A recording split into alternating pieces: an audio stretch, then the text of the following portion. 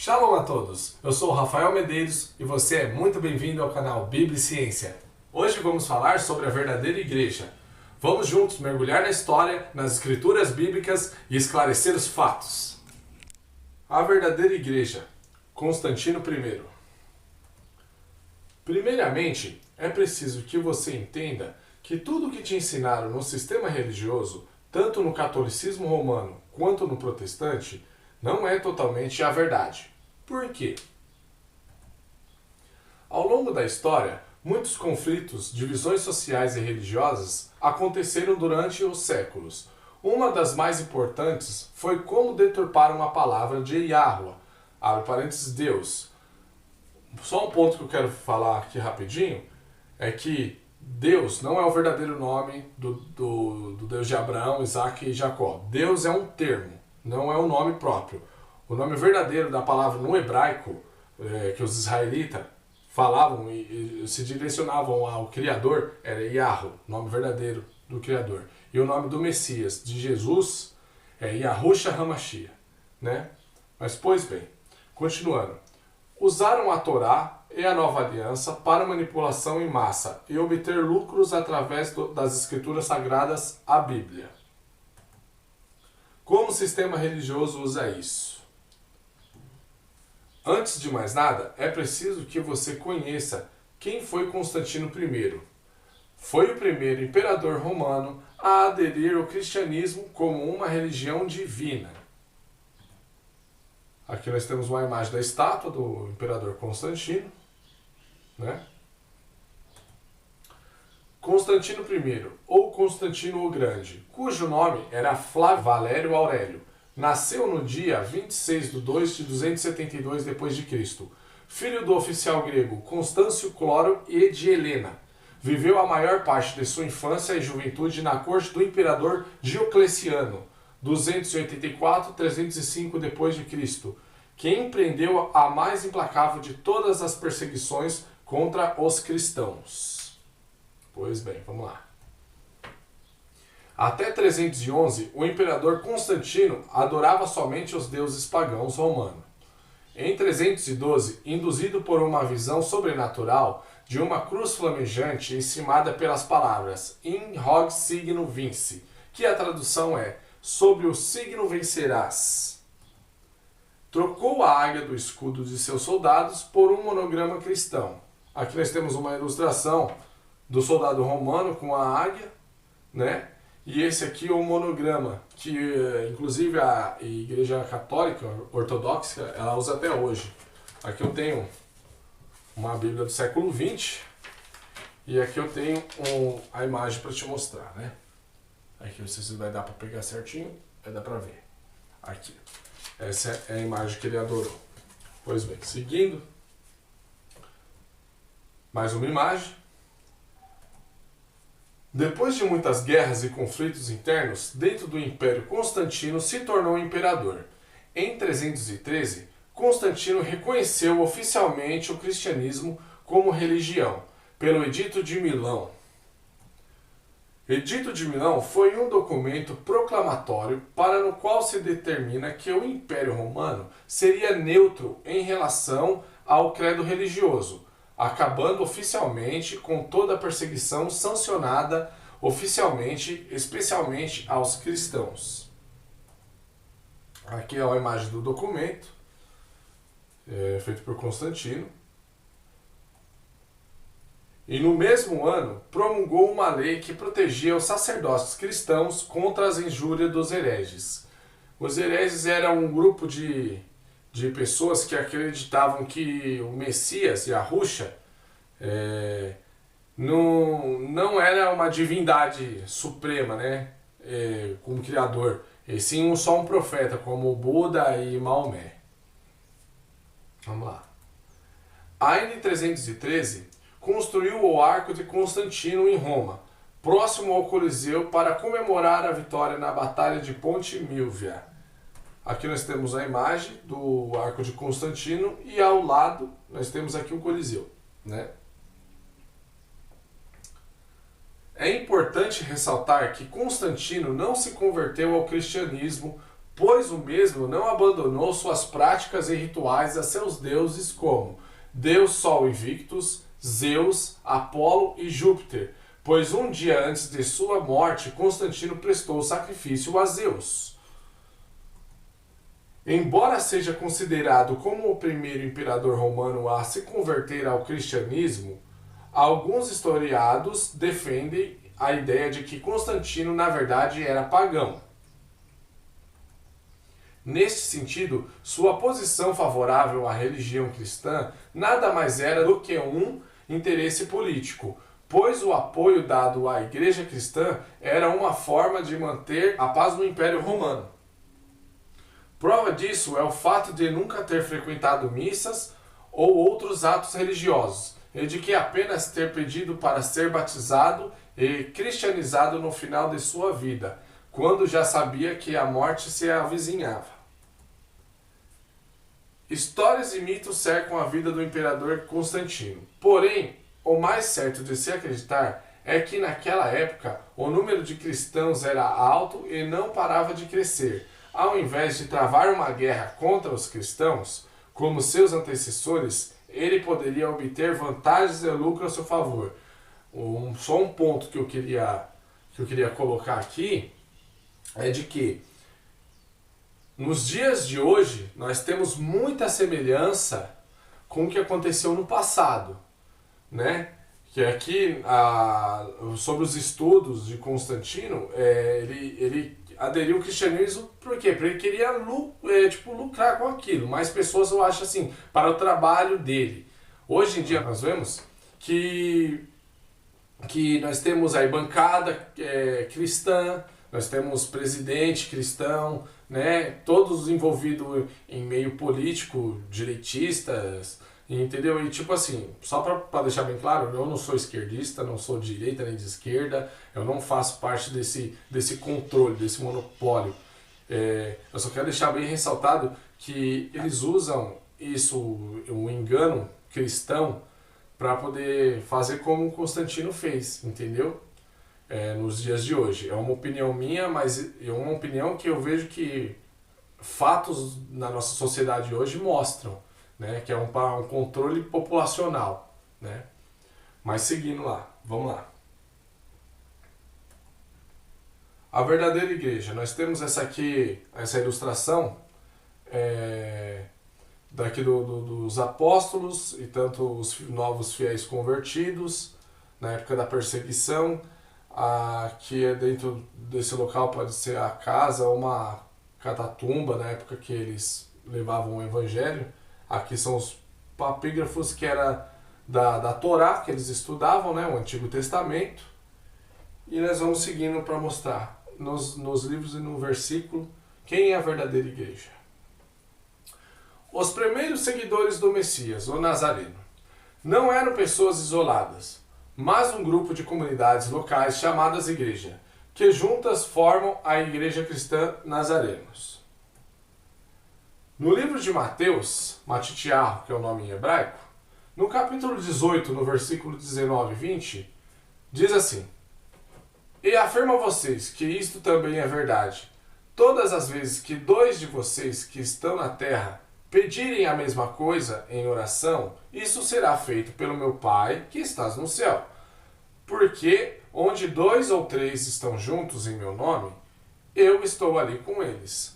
Bom, nesse texto assim, a gente já vê uma coisa, que não é necessário que nós estejamos dentro de um local, de um templo físico de pedra, com um monte de gente, com um líder de pé em um púlpito, falando, hoje nós vamos prestar culto a Deus, vamos louvar a Deus juntos.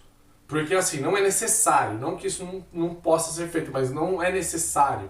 Porque se 2 ou 3, você dentro da sua família, da sua casa, você, sua irmã, seu pai, sua mãe, sua avó, seu tio, estiverem lá e adorar o Criador dos céus e da terra, ele estará presente com vocês. Já é um fato que está mostrando perante as Escrituras.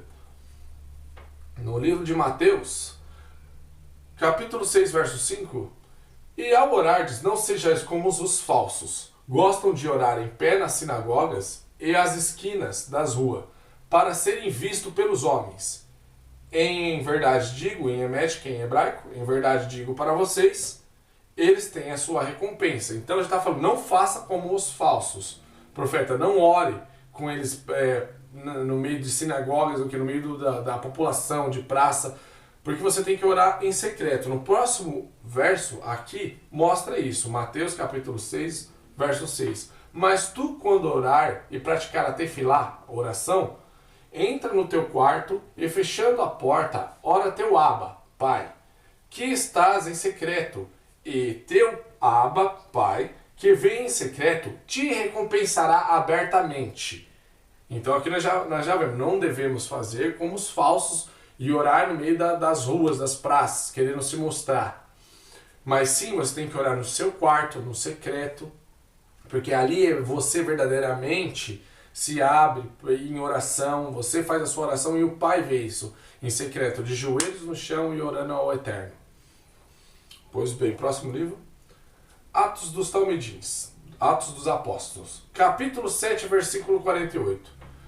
Mas o Eterno não mora em templos feitos por mãos de homens, como diz o navio, profeta. Aqui já está tendo uma grande referência. Como nós já estávamos falando, que não é necessário você frequentar já aqueles templos em um monte de gente para orar, aqui já está falando que você nem deve ir. Mas o Eterno não mora em templos feitos por mãos de homens. Então, quer dizer o quê? Ele não mora, né, nesses templos construídos que chamam de igrejas, que na verdade o nome mais certo de se dizer é abadia. Né? Ele não mora nesses locais. Na Escritura Sagrada já está dizendo isso. Em Atos dos Apóstolos, no capítulo 17, no versículo 24 e 25, diz assim: O Eterno que fez o mundo e tudo o que nele há, sendo ele soberano dos céus e da terra, não mora em templo feito por mãos de homens, nem tampouco é servido por mãos humanas, como se necessitasse de alguma coisa. Ele mesmo é quem dá a todos a vida, a respiração e todas as coisas. E isso é interessante você ver no versículo 25, que a gente pega até na parte que eu vou dar um estudo sobre o dízimos e oferta. O que é realmente o dízimo e oferta? Que nessas igrejas de templos aí que eles dizem o que é. Aqui já fala, eles pedem assim para você nos templos. Você tem que dar o dízimo, se você não der o dízimo, você está roubando a Deus. Se você também não der a oferta também, você também está roubando a Deus. Entendeu? Onde que isso é uma forma errônea de se dizer, porque aqui já está dizendo que nem tão pouco ele é servido por mãos de homens, como se necessitasse de alguma coisa. Porque é ele mesmo que te dá a vida, a respiração. Se você está vivendo um momento tribulado na tua vida, você pede em oração para ele te ajudar, te levantar, entendeu? Então é ele que te dá, você não tem que devolver nada físico para ele, físico. O que você tem que devolver para o Criador é você entregar o quê? Seus pecados, você se arrepender dos seus pecados, evitar pecar, porque pecar a gente pega todo dia, mas você evitar pecar e pedir perdão verdadeiramente, genuinamente, pedir perdão ao Criador. É isso que ele quer de nós pecadores. Nós pecadores temos que nos ajoelhar e pedir perdão para o Criador. É isso que ele quer da gente. Não quer que serve a ele com nada. Pois bem, no livro de Marcos, capítulo 14, no verso 58, está dizendo assim: Nós ouvimos dizer, eu destruirei esse lugar sagrado, construído por mãos de homens. Em 3 dias edificarei outro, não feita por mãos de homens. O Messias está querendo dizer aqui que ele destruiria aquele templo, naquele templo. E ele, destruindo aquele templo, ele já iria levantar outro, que é o que? Ele morreu e ressuscitou em 3 dias, o Messias. Ressuscitando o que? O corpo. E assim como diz na palavra, quando ele subiu para o reino dos céus, ele falou assim: eu enviarei outro semelhante a mim, que é o Espírito do Criador, a Ruach HaKodesh, né, que é o Espírito Santo, que é o Espírito do Criador.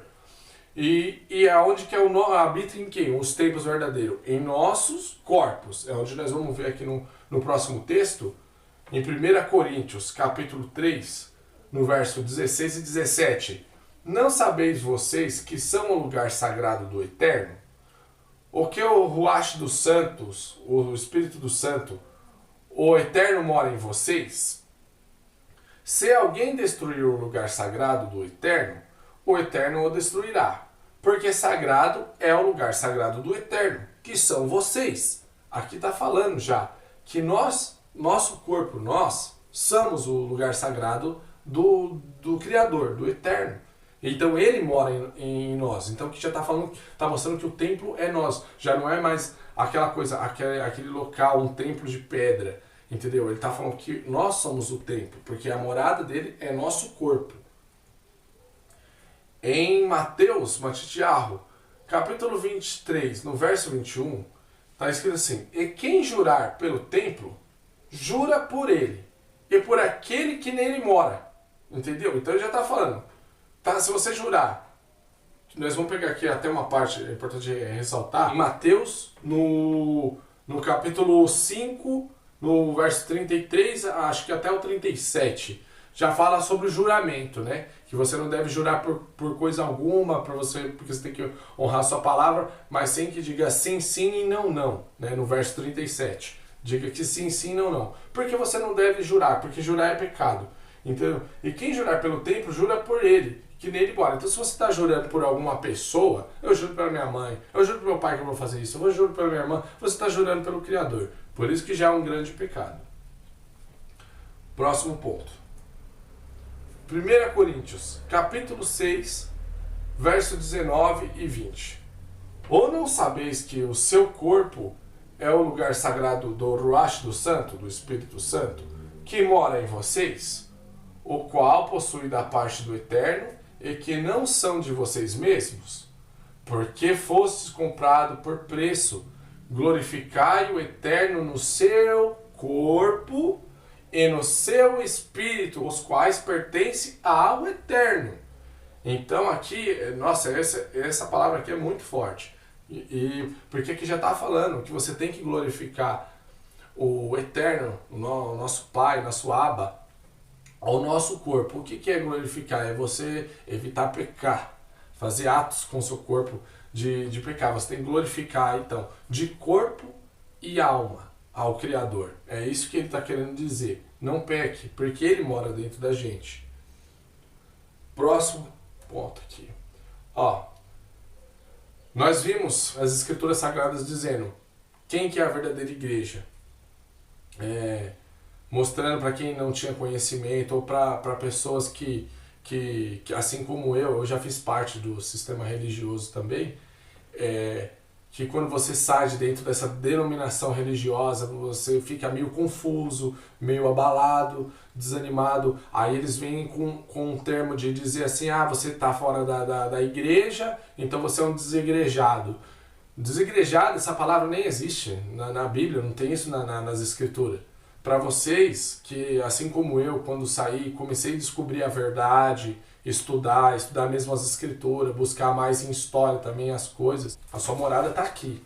É o pão da vida, na Bíblia. Mas você também tem que estudar mais sobre as coisas na história que envolveram sobre os tempos bíblicos, para você saber da verdade, do outro lado também da verdade. Então, para vocês que saíram desses tempos religiosos porque alguém te machucou lá dentro, você não desanime, porque você é a morada do Criador, do Eterno. Então você procure buscar o Criador, ele vai te recompensar. Se ajoelhe no teu quarto e ele vai te recompensar. Parando para refletir como foi difícil para os apóstolos levar a palavra do nosso Criador em diante para o mundo, né? Mas mesmo assim, com toda a dificuldade, mesmo com as mortes terríveis que eles tiveram, os apóstolos e os novos convertidos, eles permaneceram firmes, combateram o bom combate e guardaram a fé. E assim seguiram. E trazendo para os dias de hoje, uma reflexão que eu queria ler, um imperador antes do Constantino, foi o Diocleciano. Então vamos parar para refletir aqui, ó. Nos primeiros 15 anos do seu reinado, Diocleciano purgou o exército de cristãos, condenou os maniquezitas à morte e fez-se rodear de opositores públicos ao cristianismo. A preferência de Diocleciano por um governo de cariz proativo, combinada com a sua autoimagem de restaurador do glorioso passado de Roma, despolitaram a mais terrível perseguição na história de Roma. No inverno de 302, Galério pressionou Diocleciano para iniciar uma perseguição geral dos cristãos. Diocleciano, que não estava de todo convencido da sua utilidade e oportunidade, consultou o oráculo de Apolo. A profecia do oráculo foi interpretada como um apoio à posição de Galério, e a perseguição generalizada iniciou-se em 24 de fevereiro de 303. Aqui nós temos uma escultura de Diocleciano, e aqui é onde a gente vai refletir sobre isso aí, sobre esse tipo de perseguição. Um ponto rápido. Você que é cristão, que defende seus direitos como cristão, guarda a tua fé do jeito que é, que você ora ao Criador, você teria coragem de viver firme e forte como os apóstolos viveram num tempo como esse aqui, ó? Porque aqui nessa imagem estamos vendo as pessoas pegando fogo, aqui no Coliseu de Roma, crucificados, os leões, aqui um senhor orando, adolescentes, crianças, adultos, homens e mulheres orando aqui possivelmente para entrega do seu espírito para o Criador. Você seria um cristão nos tempos de hoje, como naquele tempo? Seria um cristão? Essa é a pergunta que eu deixo para nós todos refletirmos sobre isso aí, porque tempos difíceis estão vindo. E nós sabemos que nós temos que nos preparar em oração e ter muita fé e confiar no Criador. Então eu deixo meus agradecimentos para vocês que assistiram os estudos da Bíblia, da história. Que a paz fique com todos. Se você acha que teve relevância esse vídeo, deixe o seu like e se inscreva no canal. Shalom, shalom, a paz. Obrigado.